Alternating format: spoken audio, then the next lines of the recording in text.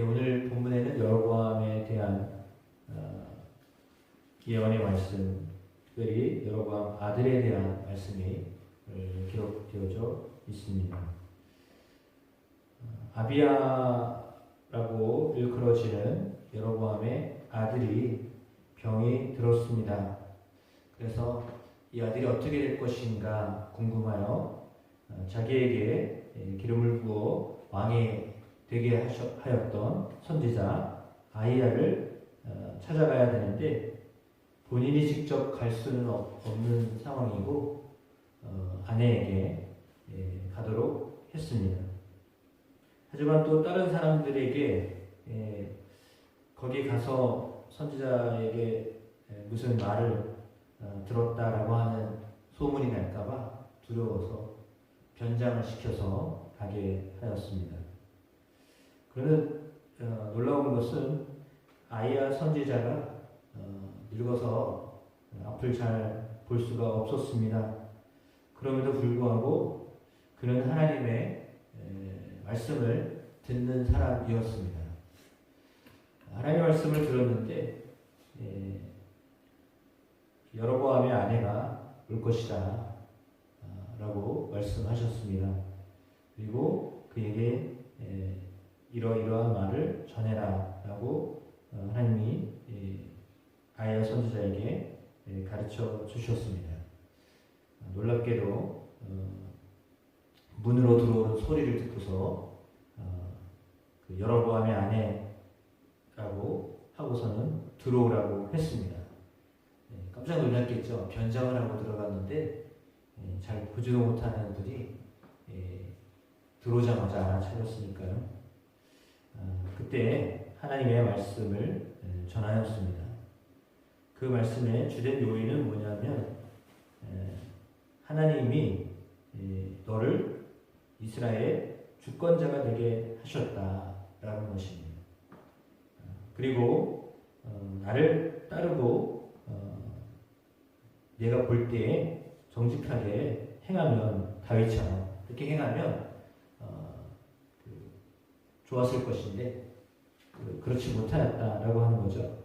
그래서 9절의 말씀에 보면 아주 명확하게 하나님의 마음을 전달하고 있습니다.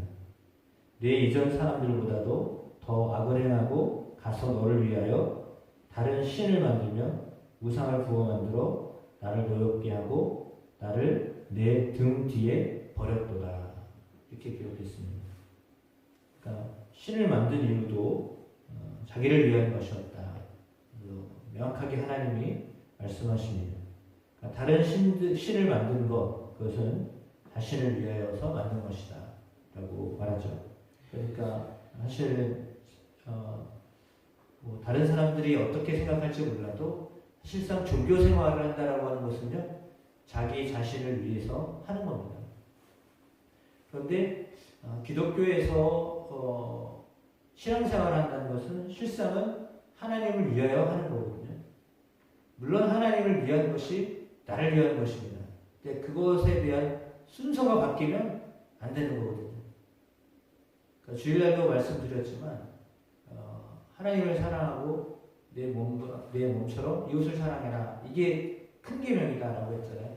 가장 큰 계명은 자기를 위한 계명이 하나도 없어요.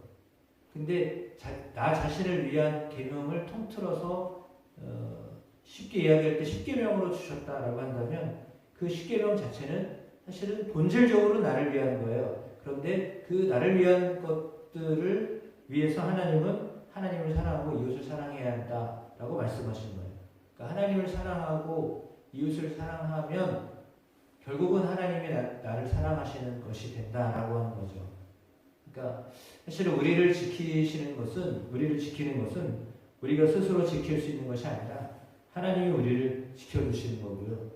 그리고 어쩌면 더불어 우리가 우리를 지키는 것이 아니라 이웃이 우리를 지켜주는 것과 같은 겁니다.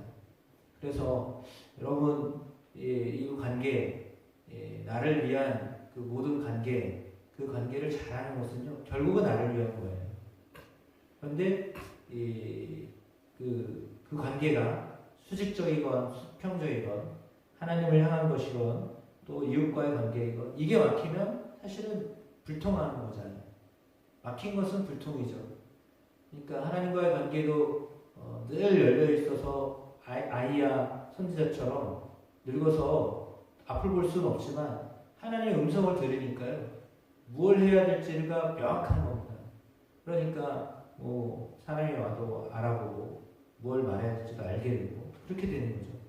그러니까 어쩌면 우리가 그 하나님과의 소통이 매우 중요한 것은 바로 이런 것입니다. 왕에 대한 이야기 그리고 왕의 아들에 대한 이야기를 전해야 되는데 얼마나 두려운 일입니까?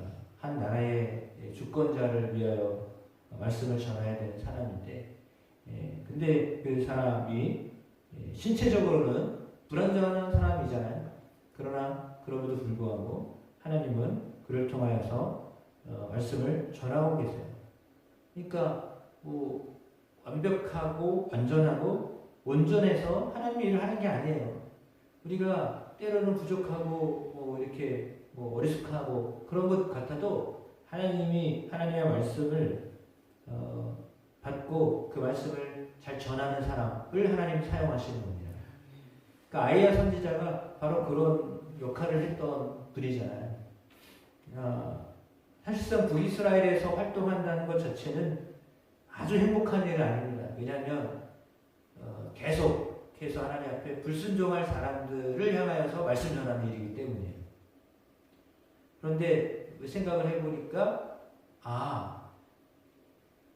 말씀을 전하고 말씀을 듣게 하고 근데도 불구하고 그 말씀을 듣지 않는 사람을 향하여서 하나님의 사역을 하는 것이 행복한 일은 아닌데 그럼에도 불구하고 그걸 해야 되는구나 라고 하는 것에 대하여서 오늘 이 시간 제가 말씀 전하면서 깨닫게 되는 거예요. 그게 뭐냐면 반응이 어떻게 되든지 그거는 그 사람들의 몫이에요.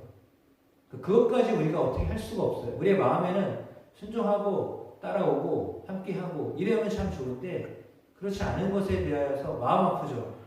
아이야 선지자를 얼마나 마음이 아프겠어요. 왕을 자기가 기름을 세웠고 그리고 그 아들도 당연히 살아나고 이러면 좋은데 그게 아니라 그 왕의 가정이 이제는 다 이제 몰살될 상황이 된 것을 알았는데 얼마나 그 마음이 좋지 않죠. 당연히 안 좋죠. 근데도 그거를 전해야만 하는 그런 역할을 했다라고 하는 겁니다. 사실은 하고 싶지 않았을 것 같아요. 내가 왜 이런 얘기를 해야 됩니까? 그런 상황이잖아요. 그럼에도 불구하고 그 일을 해야 하는 것 자체가 참 어찌 보면 좀 그 선지자로서의 역할을 하는 것이 더 어렵다, 힘든 일을 지금 하고 있다라고 볼 수 있는데 물론 그것은 뭐 하나님이 예정하셨다라기보다 그 사람 몫이었는데 그러니까 여로보암의 몫이었는데요. 여로보암이 그걸 받아들이지 않는 거죠. 왕으로 세웠다는 것을 망하게 하기 위해서 왕으로 세우신 이유는 없잖아요. 그런데 그럼에도 불구하고 그들의 몫이었어요. 그의 몫이었어요. 근데 놀라운 것은요. 그 아들은 병들어서 이제 죽게 되는데 그렇다면 어떻게 해야 될까? 여러분 자녀가 병들어 죽게 되면 선지자에게 물어보고서 죽을 거다 이야기 들으면 어떻게 해야 되나요? 그냥 숙명적으로 받아들여야 돼. 히스기야 왕처럼 그래도 살릴 수 있는 방법 없습니까? 이렇게 매달려야 되는 게 정상이잖아요. 근데 그럴 여유, 또 그런 시간도 없어요. 오자마자 그냥 죽게 된 거예요. 근데 놀랍게도 그 아들이 어떤 아들이었어요? 하나님 앞에서요 선한 뜻을 품었던 아들이에요. 좀 이상하지 않나요? 너무 아이러니하지 않아요?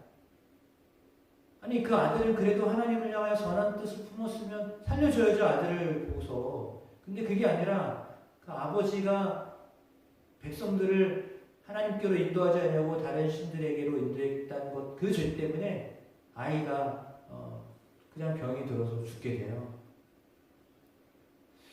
이거를 어떻게 이해를 해야 될지 모르겠어요. 하나님 왜 이렇게 하시나 라는 생각을 하게 되는데 명확하게 우리가 알 수는 없습니다. 그런데 깨닫는 것이 있습니다. 그건 뭐냐면 실상은 두 가지를 뭐 크게는 한 가지겠죠. 그러니까 하나님의 말씀을 듣도록 기회를 주셨는데 그 말씀을 듣지 않는 사람들은 당연히 멸망하게 되어 있잖아요. 결국은 멸망하게 되어 있는 거예요. 그걸 보여주신 거예요. 여로보암의 그 가족들이 다 죽게 되어진 거 하나님이 보여주신 거예요. 말씀을 안 들으면 왕의 가족이라도 왕의 집안이라도 다 망한다 라고 하는 것을 알려주신 거예요. 엄청난 깨달음을 아주 큰 교훈을 이스라엘에게 가르쳐 주신 거예요. 그런데 그럼에도 불구하고 이 선한 뜻을 품었던 아들은 그냥 병이 들어 죽었거든요. 그렇다면 그 아들은 저주를 받은 것이냐? 그렇지는 않은 거예요. 왜냐하면 그 아이는 그래도 아버지는 악해도 아들은 선했는데 왕이 되어야 하지만 그런 상황이 아니었고 주변의 모든 그 어떤 그 상황 자체가 하나님을 따르지 않는 상황이었기 때문에 그 아이는 사실은 어떻게 보면 하나님 측면에 보면 순교당한 아이가 된 거예요. 예, 그 집안을 위해서. 그러니까 그렇게 해석을 해야지 이거를 하나님 앞에서 선한 품을 가진 아이인데 왜 그 아이를 죽게 그냥 놔두나 이해가 되지 않잖아요. 근데 그 아이는요 어떻게 보면 북이스라엘의 희생양이 된 거예요. 그렇게 받아들여야 마땅한 것 같아요. 참 이 여로보암의 집안의 모습은 여러 가지를 생각하게 합니다. 그러니까 그냥 쉽게 이렇게 넘어가기가 어려운 그런 상황인데 그러나 분명한 사실은 하나님의 말씀을 따르지 않을 때는 준엄한 심판이 있다라고 하는 것에 대한 명확한 표본을 보여주셨다라고 하는 거예요. 그러니까 우리가 주의 말씀을 지켜야 한다라고 하는 것은요 상당히 우리에게 있어서 해야 할 그 마땅한 도리입니다. 따라서 16절 말씀이죠. 여호와께서 여로보암의 죄로 말미암아 이스라엘을 버리시리니 이는 그도 범죄하고 이스라엘로 범죄하게 하였음이니라. 그래서 그의 죄로 인하여서 그와 관련된 가족들을 다 죽이신 거예요. 왜? 죄 때문이에요. 사람이 아니라 그 죄를 계속해서 되물림해서 가게 될 것이 뻔하기 때문에 하나님 그를 단절시키신 거거든요.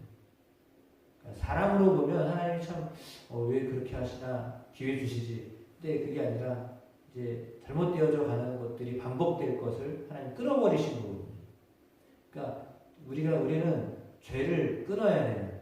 내 때에서요 하나님 앞에 정말 순종함으로 하나님 앞에 그 죄의 대물림을 끊어버려야 돼요. 예수의 이름으로요 끊으셔야 돼요. 그래야 그것이 반복되지 않고요. 그 일로 인하여서요. 하나님이 계속 그 마음 아파하실 거 아니에요. 죄를 짓는 사람들이 계속 죄를 짓게 되는 모습을 어떻게 하나님 보시겠어요. 지금도 힘드신데 그런 겁니다. 그러니까 사람들의 측면에서 사람의 인간적인 모습에서 이렇게 보는 게 아니라 하나님의 마음, 하나님의 입장에서 보실 때는 이해가 되는 거예요. 그러니까 그러므로 우리 안에 죄를 끊는 예수의 십자가로 죄를 끊는 복음으로 죄를 끊는 일들을 감당해야 그 죄로 인하여 멸망당하는 일들이 멈추는 거예요. 그러므로 사실은 전도하고 복음을 전해야 될 이유가 있는 겁니다. 의리에 귀하게 쓰임받는 저와 여러분 되기를 주의 이름으로 축복합니다.